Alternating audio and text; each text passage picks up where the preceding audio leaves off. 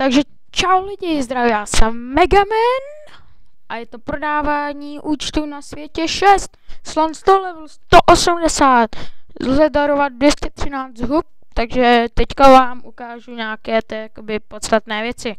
Podzemí má docela dobré, no. Vidíte, dává si mě na 3 hity.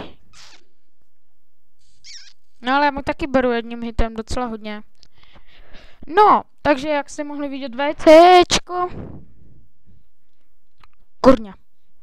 No, jak jste mohli vidět VCčko, tak mám 16. auru, kterou budu splachovat. Má docela dobrou pozici, tady mám, že prodávám, já budu hrát teďka na světě 18, jak vyjde.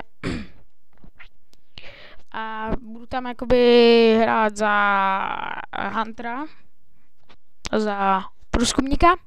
No a já bych se vás chtěl zeptat, no jestli byste nechtěli koupit tuhle postavu jako nejlepší nabídka, bral bych to spíš v těch SMFskách nebo v Paysafe kartě.